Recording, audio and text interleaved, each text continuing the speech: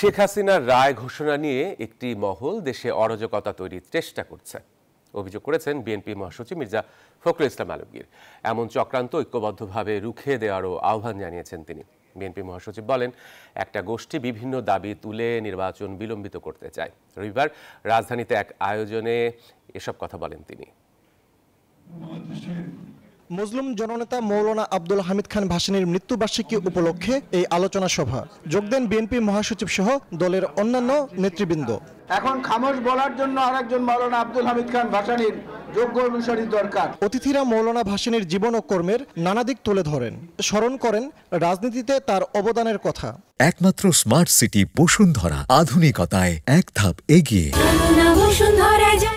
মৌলানা ভাসানীর প্রতি শ্রদ্ধা জানানো, গণতন্ত্রের প্রতি শ্রদ্ধা জানানো, মৌলানা ভাসানীর প্রতি শ্রদ্ধা জানানো, আমাদের রাজনীতির প্রতি শ্রদ্ধা জানানো। এই নির্বাচন যদি সময় মতো অনুষ্ঠিত না হয় তাহলে দেশের জন্য বিরাট বিপর্যয় এবং বিরাট সংকটের সৃষ্টি হবে বলে আমার ধারণা। প্রধান অতিথির বক্তব্যে বিএনপি মহাসচিব মির্জা ফখরুল ইসলাম আলমগীর অভিযোগ করেন, শেখ হাসিনার রায় ঘিরে দেশে নৈরাজ্য তৈরির পায়তারা চলছে।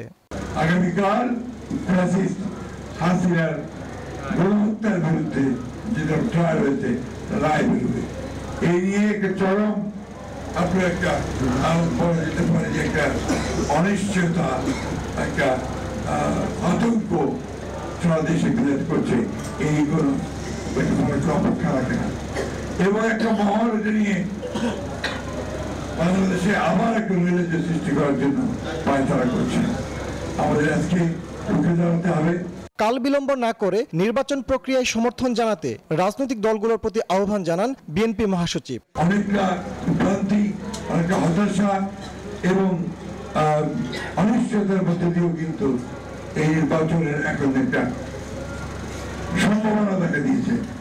এখানে কিছু গোষ্ঠী, কিছু মহল আজকে পরিকল্পিতভাবে এই বাংলাদেশে একটা অনিশ্চয়তা সৃষ্টি করতে চায় এবং তারা বিভিন্ন রকম দাবি তুলে নির্বাচনকে ব্যাহত বা বন্ধ বিলম্বিত করতে চায়।